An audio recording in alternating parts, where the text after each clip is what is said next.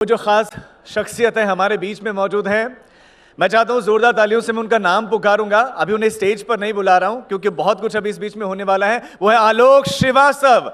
आलोक श्रीवास्तव हिंदी उर्दू शायरी के उन चुनिंदा शायरों में हैं जिनकी गजलें बहुत बड़े बड़े गायकों ने गाई हैं। जगजीत सिंह, पंकज उधास, कैलाश खेर, शुभा मुद्गल, शान, सोनू निगम, रेखा भारद्वाज, यहां तक कि सदी के महानायक अमिताभ बच्चन भी। हम उन्हें मंच पर बुलाएं। हम आलोकनामा की शुरुआत करें उससे पहले आपको बता दें कि अब विश्व भर में उनका ये सोलो कार्यक्रम बहुत प्रचलित है। और अब आलोकनामा लेकर आ रहे हैं आलोक श्रीवास्तव। जोरदार तालियां हो जाएं।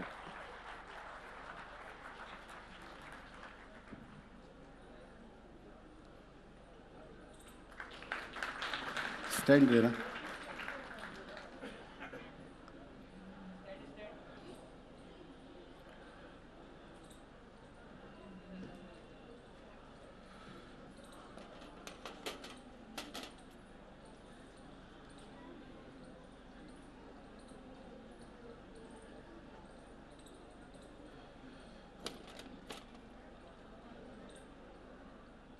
ये हमारी व्यवस्था की तरह हिल रहा है।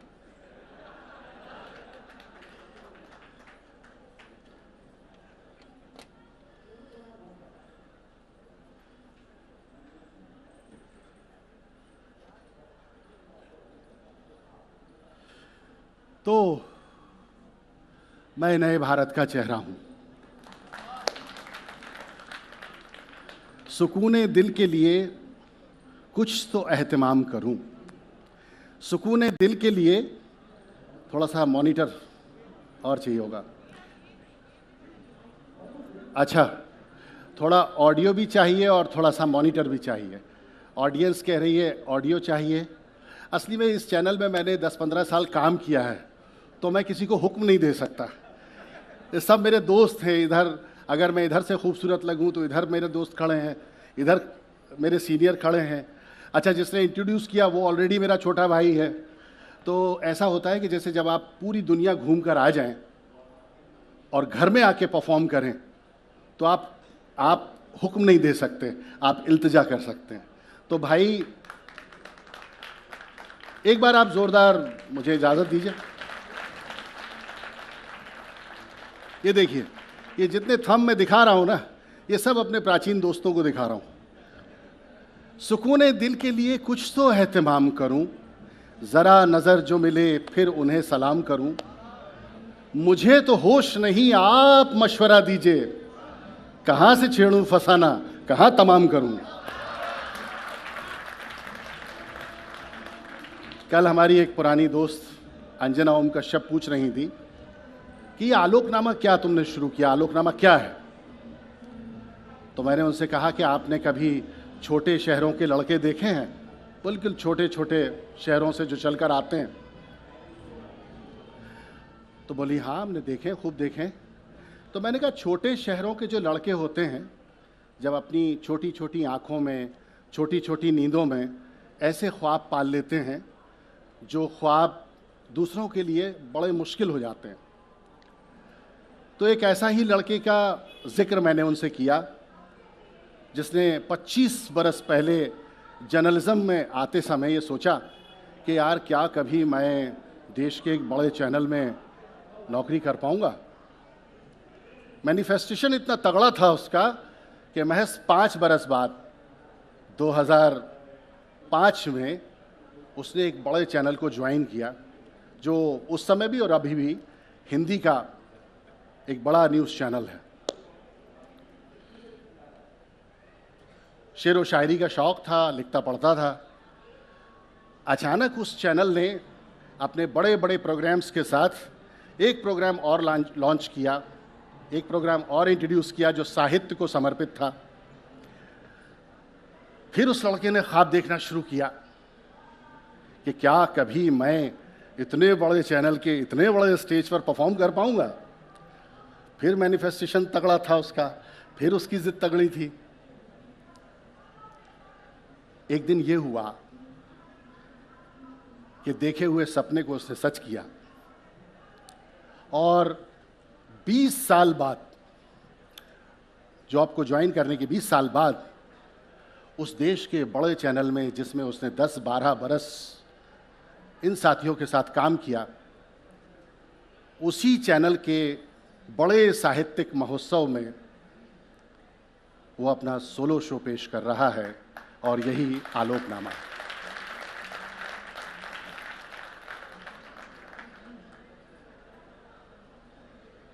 हम जब सहाफ़त में थे, हम जब पत्रकारिता में थे, तो एक पोयम हुई थी, एक गज़ल हुई थी, जिसे शान ने गाया था। शान मेरे बड़े अच्छे दोस्त हैं, सिंगर हैं हमारी इंडस्ट्री के।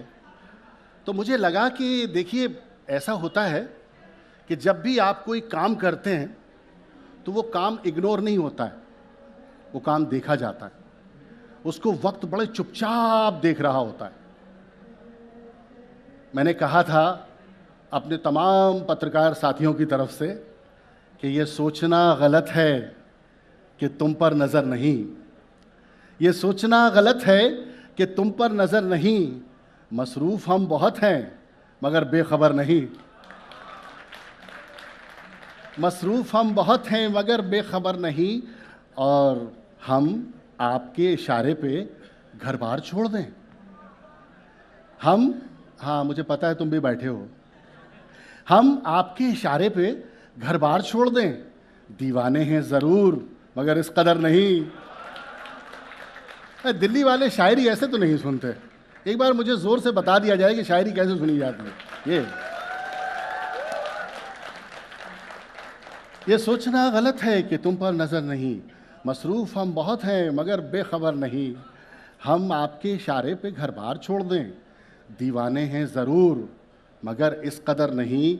और फिर मैनिफेस्टेशन का, ज़िद का एक शेर कि आ ही गए हैं ख्वाब तो फिर जाएंगे कहाँ, आ ही गए हैं ख्वाब तो फिर जाएंगे कहाँ, आंखों से आगे इनकी कोई रहगुजर नहीं। कितना जिए कहाँ से जिए और किस लिए, कितना जिए कहाँ से जिए और किस लिए, ये इख्तियार हम पे है तकदीर पर नहीं। और अब तो नए ज़माने का सच कि अब तो खुद अपने खून ने भी साफ कह दिया, मुझे ज़रा सा मॉनिटर दे दें, ये दूसरा मिसरा नहीं था। अब तो खुद अपने खून ने भी साफ कह दिया, मैं आपका रहूंगा मगर उम्र भर नहीं।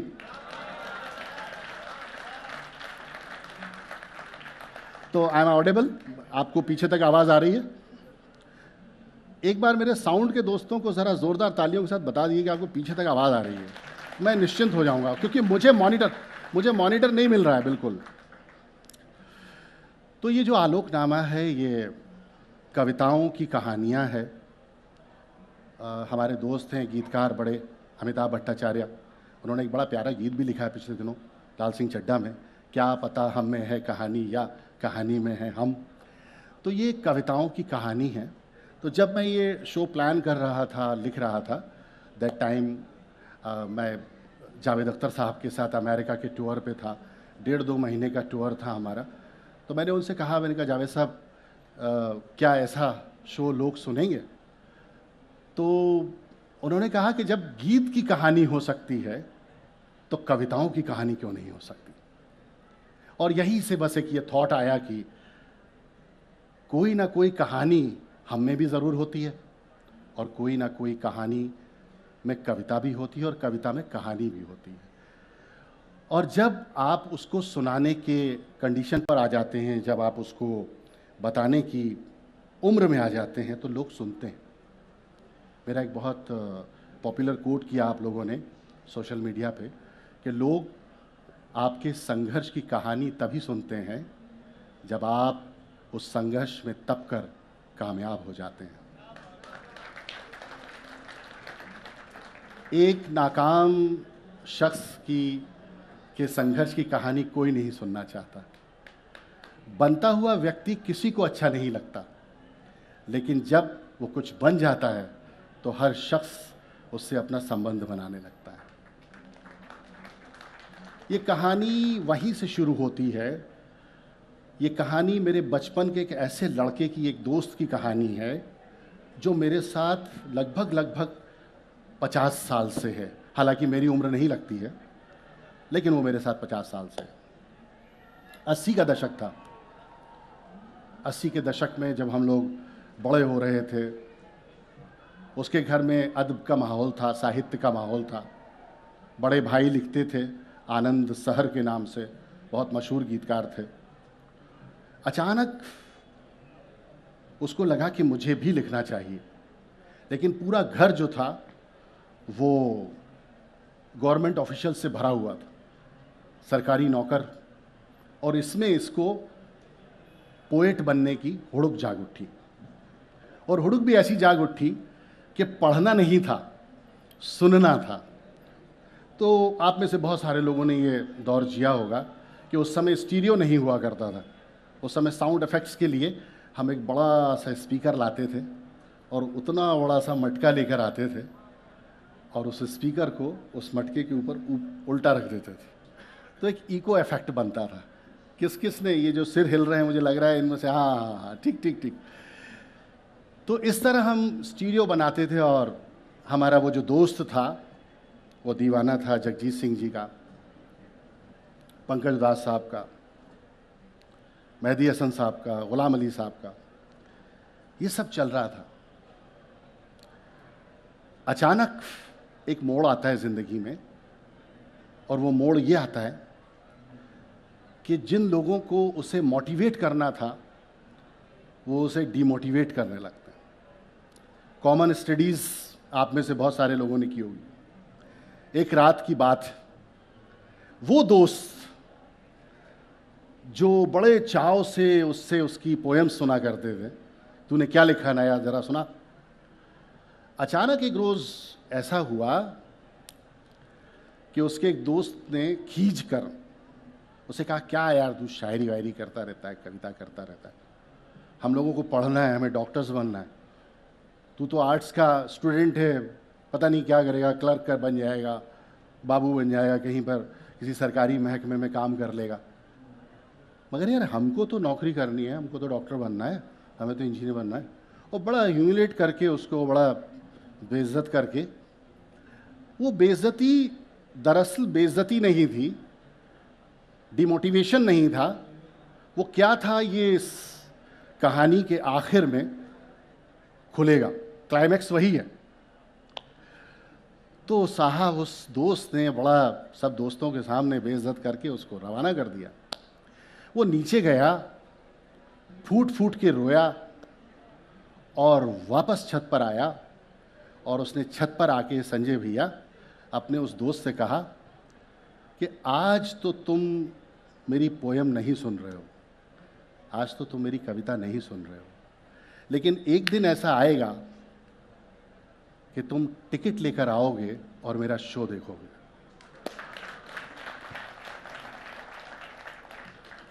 उसने कहा कि जब भी तकदीर का हल्का सा इशारा होगा, जब भी तकदीर का हल्का सा इशारा होगा, आसमां पर कहीं मेरा भी सितारा होगा।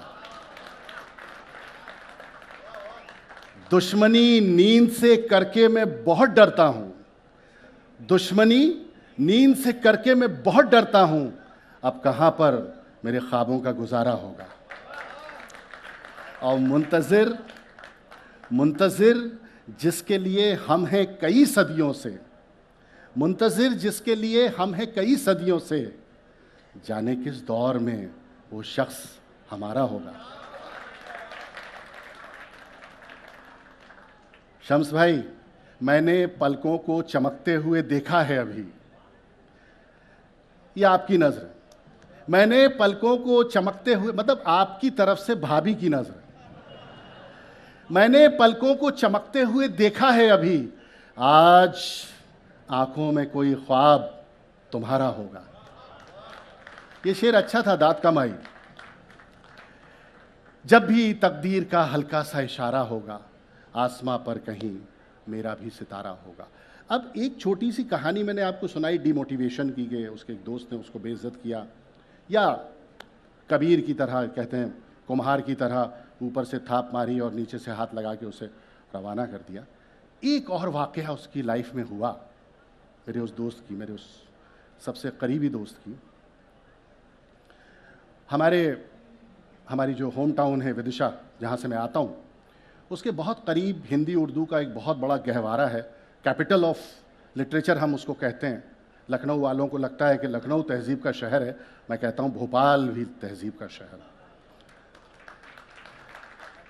तो भोपाल में एक रोज़ बड़ा आलमी मुशायरा था और मेरे ख़याल से दुनिया में उससे बड़ा मुशायरा उस रोज़ था नहीं, क्योंकि उस मुशायरे की निज़ामत डॉक्टर बशीर बद्र साहब कर रहे थे, सदारत कैफ़ी आज़मी साहब कर रहे थे, जावेद अख्तर साहब, मजरूह साहब, अली सरदार जाफरी, तमाम जितनी गैलेक्सी ऑफ उर्दू और हिंदी लिटरेचर थी वो उस मुशायरे में मौजूद थी। मेरे इस दोस्त ने अपने एक दोस्त के साथ ये प्लान किया कि भाई ये मुशायरा देखने चलना है। अब मुशायरा वाकई बड़ा था तो बड़े वक्त पे ख़त्म हुआ। ख़त्म होते होते 3:30-4 बज गए सुबह के, और ये मेरा दोस्त जब स्कूटर से अपने घर पहुंचा तो दरवाज़ा वालिद ने खोला, पिता ने खोला। और हमारी जनरेशन में सुबह 3:30-4 बजे जब पिताजी दरवाज़ा खोलते हैं तो सिर्फ दरवाज़ा नहीं खुलता, जूता भी खुलता है। तो हमारे इस पोएट दोस्त की, हमारे शायर दोस्त की एकदम ब्रह्म मुहूर्त में शानदार पुजाई हुई। लेकिन अच्छी बात यह थी कि पूरा घर बड़ी हिंदी उर्दू की तहजीब से अटा हुआ था।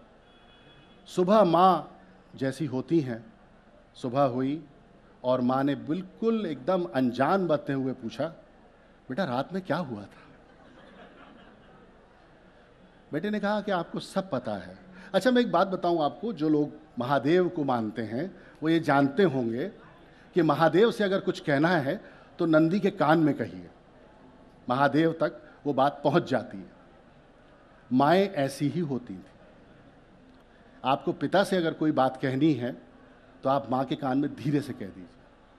तो मेरे उस दोस्त ने अपनी माँ से कहा कि देखिए, ये मुझे मार मार के सांवले से लाल पीला कर दें, लेकिन मैं बनूंगा तो राइटर ही, और एक दिन मेरी पोएम्स उर्दू और हिंदी के बड़े रसाइल में, रिसालों में, मैगजीन्स में छपेंगी, और बड़े बड़े जो हमारे मुल्क के गुलकार हैं, सिंगर्स हैं, वो मेरी पोएम्स गाएंगे। उसकी माँ उर्दू रस्मुल ख़त भी जानती थी, उर्दू से वाक़फ़ियत थी उन्हें। उसकी माँ ने एक ही लफ्ज़ कहा, आमीन।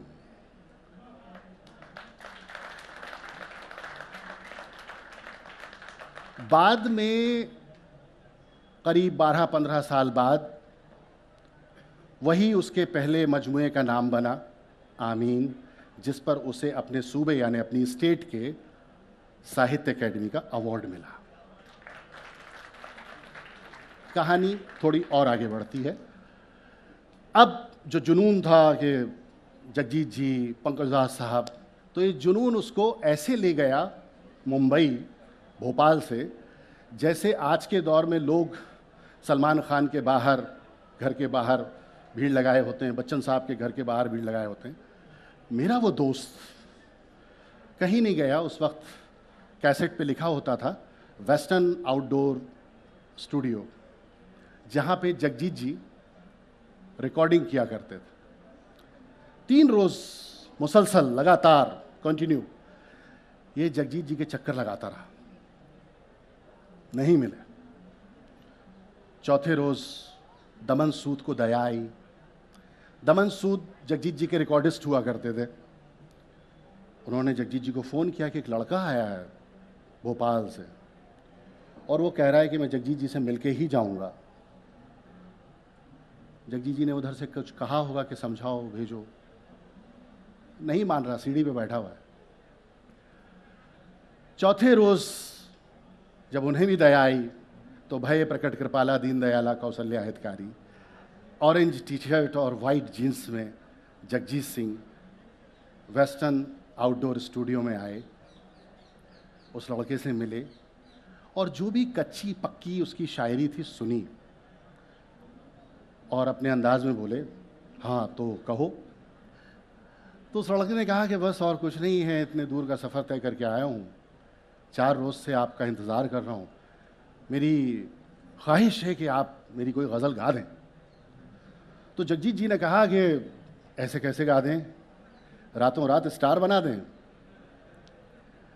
और गालिबन उसको बड़ा डिसअपॉइंट करके जगजीत जी ने भेज दिया। वो लड़का नीचे आया स्टूडियो से, दोबारा रोया वैसे ही जैसे उसके दोस्त ने बेइज्जत करके उसे रुलाया था। आंसू आंसू पहुँचे, एक वड़ा पाव खाया, चाय पी, फिर दोबारा गया ऊपर स्टूडियो में और आंसू पोंछते हुए कहा कि मैं ऐसा क्या करूं कि एक रोज़ मेरी गज़ल जगजीत सिंह गाए।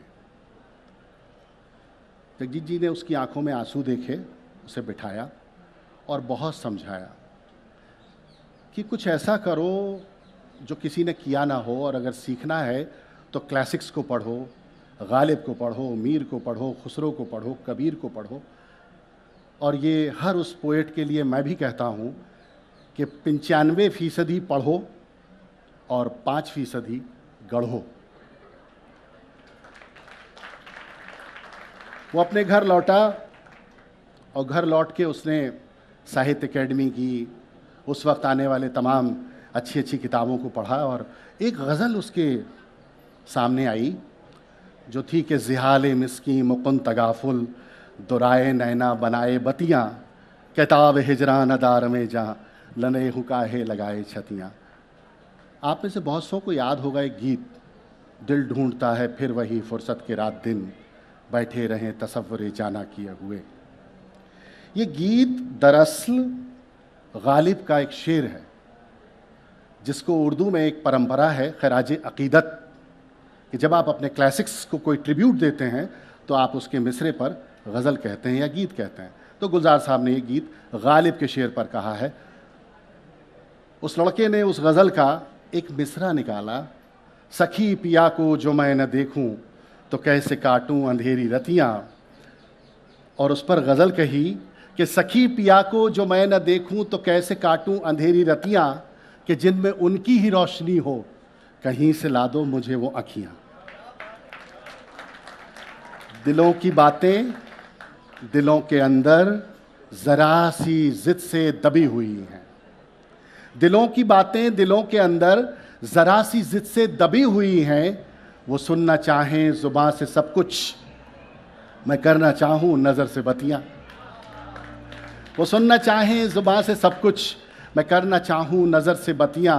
ये इश्क क्या है, ये इश्क क्या है, ये इश्क क्या है, ये इश्क क्या है। 4 बार ज़रूर कहा है लेकिन आप एक ही बार कीजिएगा। ये इश्क क्या है, ये इश्क क्या है, ये इश्क क्या है, ये इश्क क्या है। सुलगती सांसें, तरसती आंखें, मचलती रूहें, धड़कती छतियां। मैं कैसे मानूं बरसते नैनों कि तुमने देखा है पी को आते, न काग बोले, न मोर नाचे, न कूकी कोयल, न चटकी कलियां। ये भी शेर अच्छा था।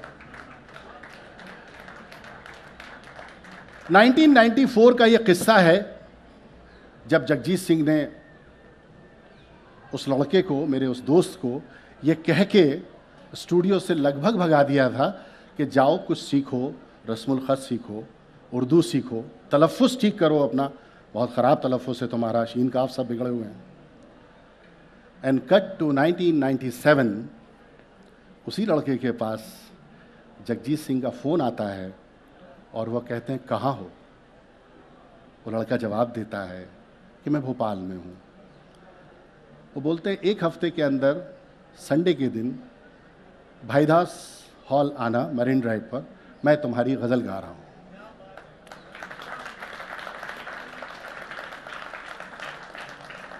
मंजिलें क्या हैं, मंजिलें क्या हैं, रास्ता क्या है। मंजिलें क्या हैं, रास्ता क्या है, हौसला हो तो फासला क्या है। मंजिलें क्या हैं, रास्ता क्या है, हौसला हो तो फासला क्या है।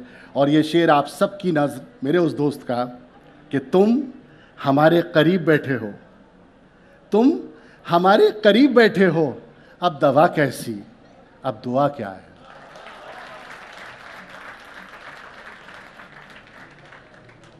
एक रूहानियत, एक सच, जब भी चाहेगा छीन लेगा वो, जब भी चाहेगा छीन लेगा वो, सब उसी का है, आपका क्या है। जब भी चाहेगा छीन लेगा वो, सब उसी का है, आपका क्या है। और बड़ा नाजुक शेर इसके अंदर आप सबकी नज़र कि चांदनी आज किस लिए नम है, चांदनी आज किस लिए नम है, चांद की आंख में चुभा क्या है।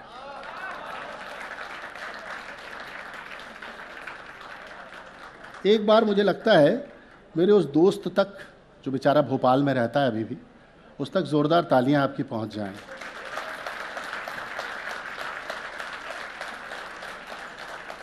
सिलसिला आगे बढ़ा, दादा, और एक राब्ता कायम हुआ। एक रोज़ 4 दिसंबर 2009 मेरा वो दोस्त देश के एक बड़े चैनल में अपनी नौकरी कर रहा था, कॉपी लिख रहा था। उसके पास जगजीत जी का फ़ोन आता है। तब तक ये पॉपुलराइज हो चुका था कि जगजीत जी उसे गाते हैं, पंकज साहब गाते हैं, फलाना फलाना, फिल्मों में काम आने लगा। कश्मीर पे एक नज़्म लिखनी है। चूँकि मेरा वो दोस्त सहाफ़ी था तो उसने सवाल किया कि क्या हालात हाजिर पे कुछ कहना है। तो जगजीत जी ने कहा नहीं, उसे टच नहीं करना है, उसे टच करने का काम पॉलिटिशियंस का है। तुम पोएट हो, तुम्हें खूबसूरती की बात करनी है, मोहब्बत की बात करनी है। तो उसने कहा कि मैं तो कभी कश्मीर गया नहीं। तो जगजीत जी ने जो जवाब दिया वो सुनने लायक था। उन्होंने कहा शायद तो चांद पर भी नहीं गया।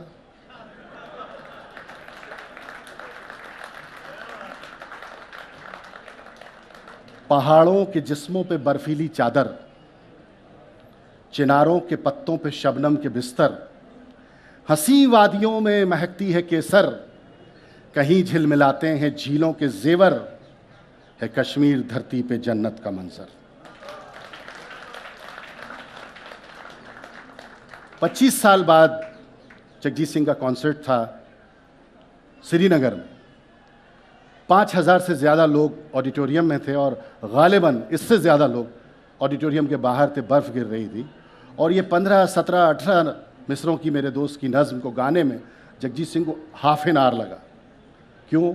क्योंकि हर मिसरे पर मुकर्रर इरशाद हो रहा था, हर मिसरा दोबारा सुना जा रहा था। पहाड़ों के जिस्मों पे बर्फीली चादर, चिनारों के पत्तों पे शबनम के बिस्तर, हंसी वादियों में महकती है केसर, कहीं झिलमिलाते हैं झीलों के जेवर, है कश्मीर धरती पे जन्नत का मंजर। ये झीलों के सीनों से लिपटे शिकारे, ये वादी में हंसते हुए फूल सारे, यकीनों से आगे हंसी ये नज़ारे, फरिश्ते उतर आए जैसे ज़मीं पर, है कश्मीर धरती पे जन्नत का मंजर। सुखन सूफियाना हुनर का ख़जाना, सुखन सूफियाना हुनर का ख़जाना, अज़ानों से भजनों का रिश्ता पुराना, ये पीरों फ़कीरों का है आस्ताना, यहाँ मुस्कुराती है कुदरत भी आकर, है कश्मीर धरती पे जन्नत का मंजर, है कश्मीर धरती पे जन्नत का मंजर।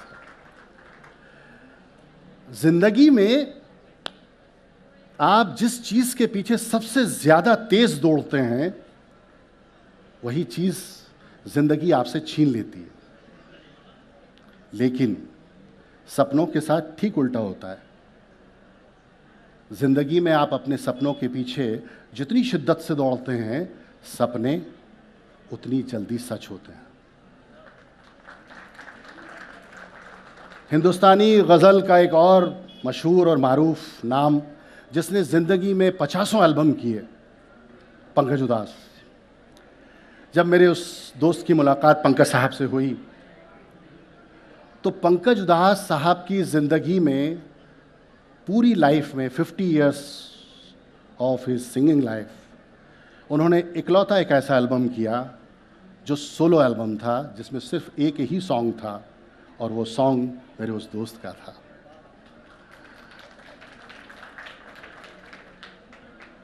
पंकज साहब अब नहीं हैं। पिछले दिनों में जब साहित्य आज तक में आया था तो मैंने उनको ट्रिब्यूट दिया था। मैं आज बहुत ही शिद्दत के साथ उन्हें फिर ट्रिब्यूट दे रहा हूँ। और कुछ कलाकार ऐसे होते हैं, कुछ शख्सियात ऐसी होती हैं, कुछ लोग ऐसे होते हैं जो चले तो जाते हैं पर यकीन कीजिए वो जा नहीं पाते। जगजीत जी, लता जी, किशोर कुमार, पंकज भाई, रफ़ी साहब, ऐसे तमाम सितारे हैं जो हमारे आसमान पे थे, हैं और तमाम बादलों के बावजूद जगमगाते रहेंगे। वो इश्क की ज़ुबान था। जो भी आपकी ज़िंदगी में नहीं है उसको सोचिए और मेरे दोस्त की ये नज़्म सुनिए। वो इश्क की ज़ुबान था। शम्स भाई, पिछले साल वक्त की तंगी की वजह से मैं ये पढ़ नहीं पाया था। देखिए कुदरत का करिश्मा कि अब तो पूरा शो मिल गया तो मैं ये पूरी नज़्म आपके सामने पढ़ रहा हूँ। वो इश्क की ज़ुबान था, सुकून का जहान था, वो शख्स आसमान था, वो शख्स आसमान था। वो मखमली सा गीत था, वो रात दिन का मीत था, नया सा एक दौर था, वो एक पुरानी रीत था, वो सात सुर की शान था, वो महफिलों की जान था, वो शख्स आसमान था, वो शख्स आसमान था। उदासियों की झील था, खुशी का आबशार था, झरना। उदासियों की झील था, खुशी का आबशार था, गज़ल का शिल्पकार था, वो नज़्म का करार था, वो मैं कदे के जाम से उतर चुकी थकान था, वो शख्स आसमान था, वो शख्स आसमान था। वफ़ाओं की जफ़ाओं की वो अनसुनी सदाएं था, वो सूफियों का कौल था, वो संत की दुआएं था, वो शाम का था कीर्तन, वो सुबह की अज़ान था, वो शख्स आसमान था, वो शख्स आसमान था। तो आसमां भी एक दिन ज़मी की ओर देखकर, तो आसमां भी एक दिन ज़मी की ओर देखकर ये सोचने लगा कि जो है आसमां ज़मीन पर, मैं क्यों ना उसको भी यहीं कहीं कोई मकाम दूं, मैं क्यों ना उसको भी यहीं कहीं कोई मकाम दूं, थके थके परों को अपने एक नई उड़ान दूं।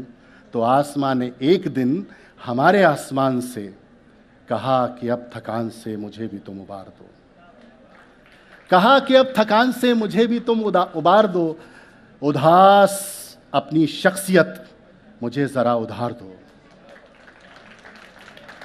उदास अपनी शख्सियत मुझे ज़रा उधार दो। बस इतना सुनते ही हमारा आसमान चल दिया, बस इतना सुनते ही हमारा आसमान चल दिया और आसमान हो गया जो शख्स आसमान था।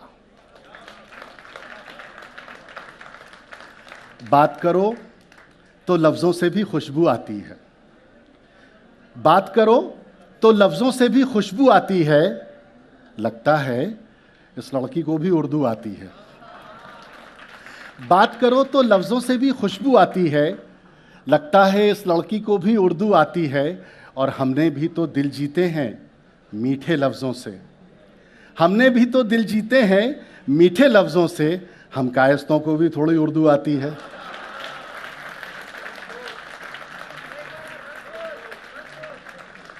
ये वंस मोर जितने कह रहे हैं सब कायस्थ हैं ये।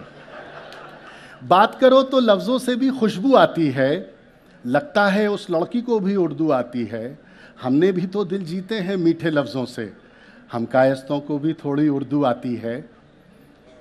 एक एल्बम उस लड़के का आया था जिस पर उसे पहली बार बेस्ट लिरिसिस्ट का अवार्ड मिला था। जीमा का अवार्ड होता है बड़ा, बम्बई में दिया जाता है। साहिल भाई यहाँ बैठे हैं, वो जानते हैं। मुद्दतों खुद की कुछ खबर ना लगे, मुद्दतों खुद की कुछ खबर ना लगे, ये व्हाट्सएप पर जो चैट करते हैं ना जेंजीज, जेंजीज कहते हैं ना, उनके लिए है ये पोएम। मुद्दतों खुद की कुछ खबर ना लगे, कोई अच्छा भी इस कदर ना लगे, कोई अच्छा भी तुम हिल रहे हो लेकिन दाद नहीं दे रहे हो, कुछ ना कुछ लफड़ा ज़रूर है। मुद्दतों खुद की कुछ खबर ना लगे, कोई अच्छा भी इस कदर ना लगे, बस तुझे उस नज़र से देखा है, बस तुझे उस नज़र से देखा है जिस नज़र से तुझे नज़र ना लगे।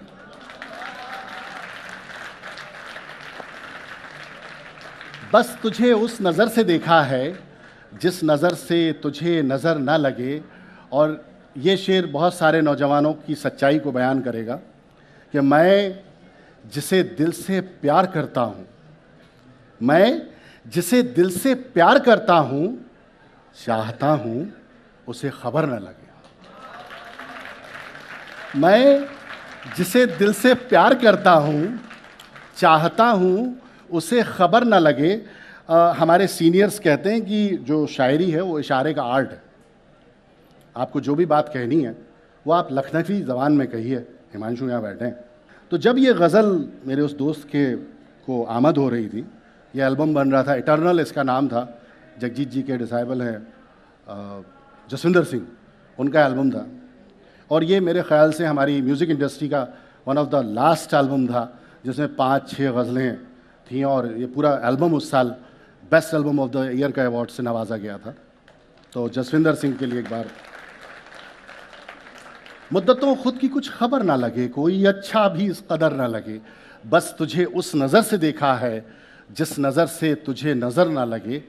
अब देखिए, हिंदुस्तान की पूरी तहजीब सर से लेके पांव तक अगर 2 मिसरे में आ गई हो तो बताइएगा कि वो मेरा दोस्त भी है, दुश्मन भी। वो मेरा दोस्त भी है, दुश्मन भी, बद्दुआ दूं उसे मगर न लगे। वो मेरा दोस्त भी है, दुश्मन भी, बद्दुआ दूं उसे मगर न लगे। एक चूंकि नौजवान बैठे हैं तो अपने दोस्त की एक आध गज़ल ऐसी भी सुना दूं जो व्हाट्सएप के काम आएगी रात की चैटिंग में, कि एक नींद के जवाब में रखे हुए हैं हम, एक नींद के जवाब में रखे हुए हैं हम, यानी किसी के ख्वाब में रखे हुए हैं हम।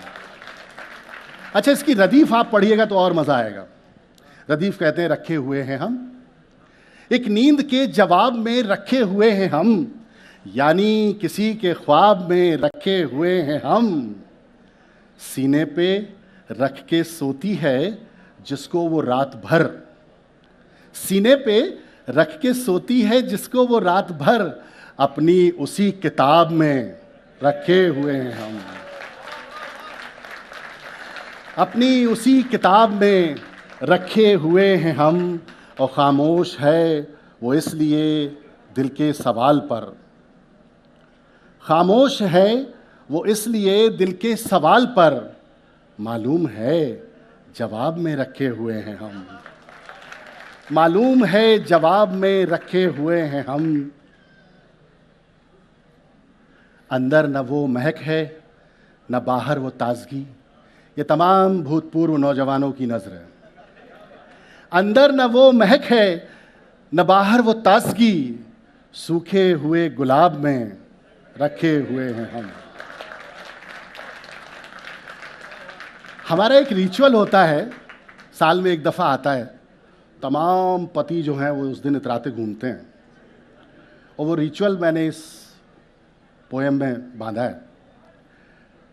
सूखे हुए गुलाब में रखे हुए हैं हम, पूजन वो माहताब का, चांद का पूजन वो माहताब का करती है इस तरह, पूजन वो माहताब का करती है इस तरह, जैसे कि माहताब में रखे हुए हैं हम, जैसे कि माहताब में रखे हुए हैं हम। और इस जिंदगी के तल्ख सवालों से बेखबर, इस जिंदगी के तल्ख सवालों से बेखबर, मासूम से जवाब में रखे हुए हैं हम। अच्छा, ये बड़ा हसीन होता है ये कि आप जिस शहर में पले बड़े हों, 20-25 साल आपने गुजारे हों, उस शहर में सैकड़ों लोग आपको सांस थाम कर सुन रहे हों, देख रहे हों। अमूमन पोइट्स के साथ ऐसा होता नहीं है। एक दिन हमारे सीनियर जो थे, सुप्रिय जी थे, क्या हैं वो, हमेशा रहें, उन्होंने हमारे उस दोस्त से कहा कि तुम बहुत ये शेर व शायरी करते रहते हो, जाओ ज़रा गालिब की मज़ार पर, बहुत इंक्रोचमेंट हो गया है। मैंने इनको सलाम इसलिए किया कि 10 बरस इधर काम किया है और इस परफॉर्मेंस का लिफाफा भी वहीं से आना है। तो एक बार सुप्री जी ने मुझसे कहा कि तुम बहुत शेर व शायरी करते रहते हो। अब देखिए, पोएट्स की अपने शहर में क्या वैल्यूज़ होती हैं वो बता रहा हूँ, बिल्कुल सच्चा वाक़या है। तो मैं आज तक का अपना बूम लेकर और गालिब की मज़ार पर एक डॉक्यूमेंट्री शूट करने के लिए चला गया। वहाँ बड़ा इंक्रोचमेंट हो गया था, बहुत अतिक्रमण हो गया था। आज तक पे खबर गई, उसके बाद वो सब हटा, बड़ा खूबसूरत हो गई गालिब की मज़ार। तो वहाँ एक बड़े ज़ईफ़ चचा थे, वो घूम रहे थे। उन्होंने देखा कि आज तक का माइक है, अभी ये शॉर्ट्स ऑन एयर होंगे, हमारी रोज़ी रोज़गार का ज़रिया चला जाएगा। तो मेरे करीब आए, मेरे कैमरा जर्नलिस्ट जो थे उनके करीब आए। मैंने उन्हें ऊपर से नीचे तक देखा। मैंने उनसे पूछा कि ये गालिब की मज़ार पर जो सारा कुछ है वो आपने कर रखा है? अब अपने शहर में पोएट की वैल्यू देखिएगा। बड़ी मासूमियत से उन्होंने दाढ़ी पे हाथ फेरा और कहा कि जी हाँ, सब हम ही ने कर रखा है, गालिब तो कुछ करके गए नहीं।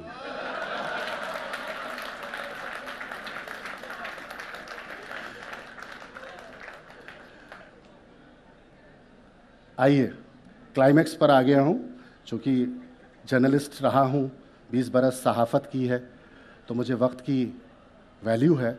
हालांकि हिंदुस्तान का कलमकार वक्त से घबराता नहीं है, लेकिन वक्त का पाबंद मैं भी हूँ। तो अब आपको याद दिलाता हूँ अपनी कहानी आलोकनामा का वो किरदार जिसने छत पे से भगाया था। तो अभी करीब 3 बरस पहले मैं और जावेद अख्तर साहब अमेरिका के टूर पे गए थे। हम लोग 1.5-2 महीने वहाँ रहे। मेरे लिए किसी इंस्टीट्यूट में काम करने जैसा था। वहाँ मैं परफॉर्म कर रहा था, हमारा वो दोस्त परफॉर्म कर रहा था, ये कहिए। तो अचानक से मुझे एक फ़ोन आता है, मेरे बचपन का ही दोस्त था वो। तो उसने कहा कि आलोक, मैं शो देखने आना चाहता हूँ। मैं कहा आओ। न्यूयॉर्क में वो सेटल है, डॉक्टर है, और वॉशिंगटन में हमारा शो था। वो वहाँ से ड्राइव करके आया और मैंने उसके लिए पासेस वगैरह निकाल के रखे थे। बड़ा इमोशनल मोमेंट था। आया, उसने पूरा शो देखा, अपनी ही होटल बुक की। हमारी हॉस्पिटैलिटी पार्टनर होटल को भी उसने एक्सेप्ट नहीं किया, अपने ही होटल में रुका, अपना खाना वाना खाया। और जब चलने लगा तो मैंने उससे पूछा, अगर मैं जज्बाती हो जाऊं तो माफ़ी चाहता हूं, पर ये मैनिफेस्टेशन, ये ज़िद और ये जो अपने आप को बनाने का एक जुनून होता है, उसकी इससे खूबसूरत और सच्ची मिसाल नहीं हो सकती। मैंने उससे पूछा, बाकी सब तो ठीक है, पर तुमने इतने महंगे टिकट थे, तुमने ये टिकट परचेस क्यों किए? मैं तो तुम्हारे लिए पासेस निकाल के रखा था। तो उसकी आंखों में आंसू थे। उसने मुझसे कहा, तुम भूल गए, 30 बरस पहले मैंने तुमसे कहा था और तुमने मुझसे कहा था कि आज तू मुझे छत पे से भगा रहा है, एक दिन तू मेरा शो टिकट लेकर देखने आएगा।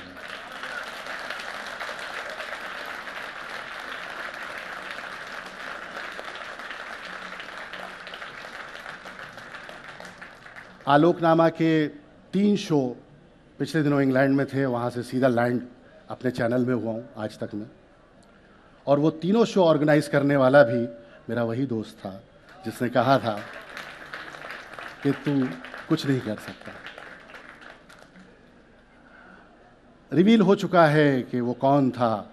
वो आप भी थे, वो अनिल नामा भी हो सकता है, वो शम्स नामा भी हो सकता है, वो संजय नामा भी हो सकता है। हमारी ज़िंदगी में बहुत सारे ऐसे लोग होते हैं जो हमें कहीं ना कहीं डीमोटिवेट नहीं करते हैं, वो हमको कहीं ना कहीं मोटिवेट कर रहे होते हैं। एक छोटी सी कहानी के बाद मैं एक छोटी सी पोएम सुना के आपसे विदा लूँगा। 2 दोस्त थे। मैंने किसी मोटिवेशनल स्पीकर से ये कहानी सुनी थी, एक अच्छे पुल की तरह आप तक पहुँचा रहा हूँ। 2 दोस्त थे, एक 7 बरस का था, एक 10 बरस का था। जाहिर सी बात है कि जो 7 बरस का होगा वो शरीर में पतला दुबला होगा। 10 बरस का दोस्त जो था, अचानक घूमते घूमते बहुत जंगल में दोनों निकल गए और पानी पीने के लिए जैसे ही कुएं में बाल्टी डाली तो वो 10 बरस का जो दोस्त था उसका पैर फिसला और वो कुएं में गिर गया। अब ये जो 7-8 बरस का जो लड़का था ये घबरा गया। इसको लगा कि मैं कैसे अपने दोस्त को बचाऊं। इसने आओ देखा ना था, वहाँ एक बाल्टी रखी हुई थी, रस्सी रखी हुई थी, इसने वो फेंक दी और उसको कहा कि तुम बाहर आ जाओ। और यकीन कीजिए उसने अपने दोस्त को बचा लिया। दोनों हंसते खेलते गांव पहुंचे, देर हो चुकी थी। तो गांव के लोगों ने पूछा, भाई इतनी देर कहाँ से तुम? तो बताया कि ये गिर गया था तो मैं इसको बचाने के कोशिश में लेट हो गया। गांव के लोग वहाँ जमा थे, बुजुर्ग लोग, कहा ऐसे कैसे पॉसिबल है, ऐसे कैसे संभव है? एक छोटा सा बच्चा अपने बड़े दोस्त को बचाने के लिए निकल रहा है। तो गांव के एक बुजुर्ग ने जो कहा वो आप सबको ख्याल रखना चाहिए, ध्यान रखना चाहिए। उसने कहा कि हाँ, ये हो सकता है, ये हो सकता है, क्योंकि जिस वक्त ये छोटा सा बच्चा अपने दोस्त को बचाने की कसम उठा रहा था, अपने दोस्त को बचाने का दृढ़ संकल्प कर रहा था, उस वक्त दूर दूर तक उससे कोई ये कहने वाला नहीं था कि तू ये नहीं कर सकता।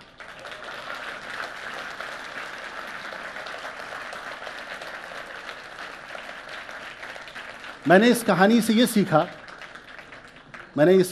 सीखा कि कोई आपसे कहे न कहे कि तू ये नहीं कर सकता,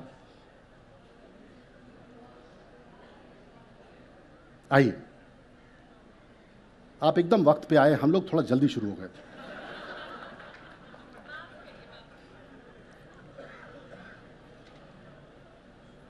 ये जर्नी जो होती है बड़ी, बस अब 5 मिनट की जर्नी है, मैं इसको सम अप करूंगा एक बहुत ही डिवोशनल पीस के साथ। इन दिनों एक बहुत खूबसूरत महानाट्य देश भर में देखा जा रहा है जिसका नाम है हमारे राम। तो उसके गीत लिखने का सौभाग्य मुझे प्राप्त हुआ। कली यहाँ बैठी हुई हैं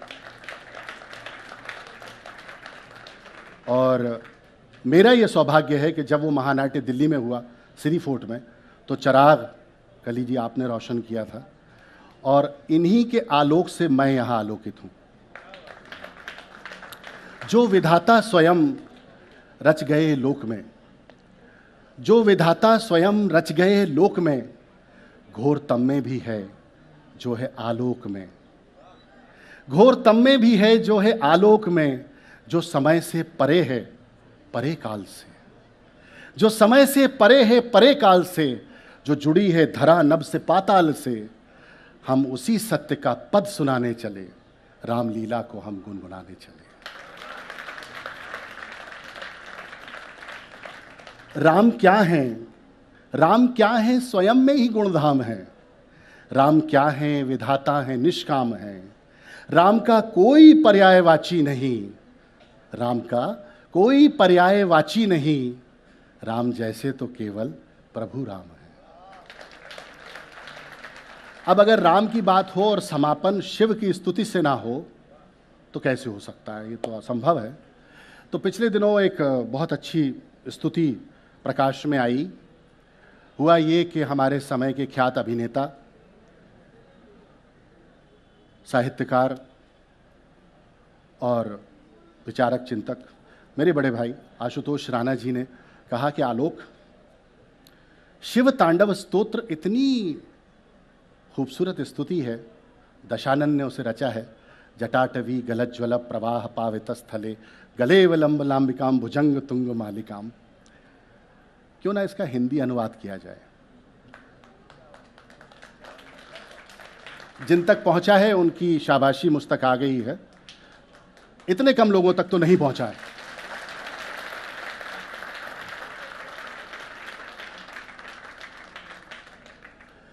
जटाओं से है जिनके जल प्रवाह मात गंग का, गले में जिनके सज रहा है हार विष भुजंग का।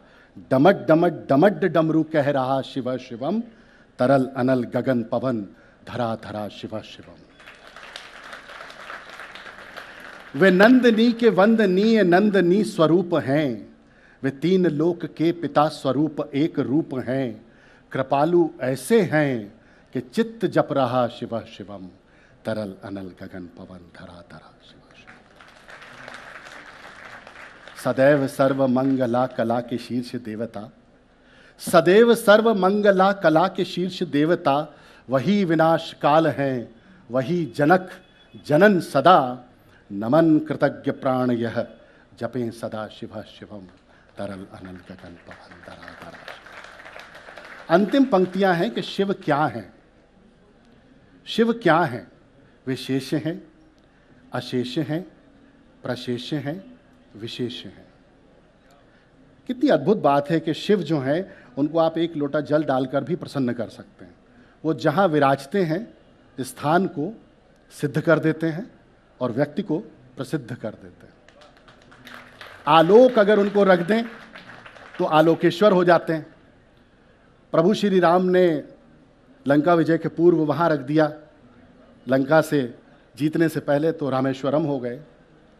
पीपल के नीचे रख दीजिए तो पीपलेश्वर हो जाते हैं। वे शेष हैं, अशेष हैं, प्रशेष हैं, विशेष हैं, जो उनको जैसा धार ले वे उसके जैसा वेश हैं।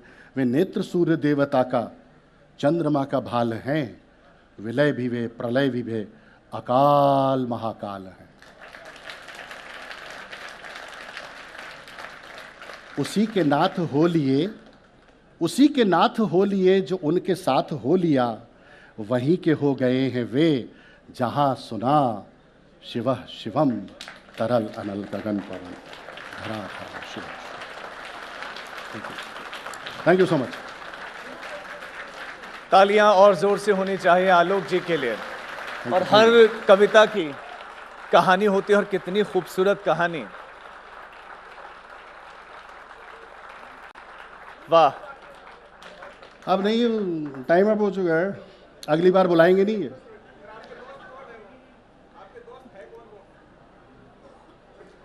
सर अभी सुनाया तो आपको, पूरी रामायण हो गई, आप बोल रहे हैं रामचंद्र जी को।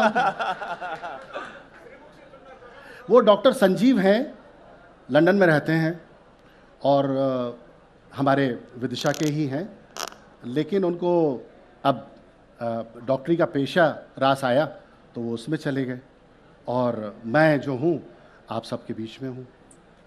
क्या बात है, एक बार फिर से जोरदार तालियां। और हमारा सौभाग्य है सर आप इस मंच पर आए, और आलोक नामा हमें साहित्य आज तक के मंच पर सुनने को मिला। थैंक यू सो मच, बहुत शुक्रिया।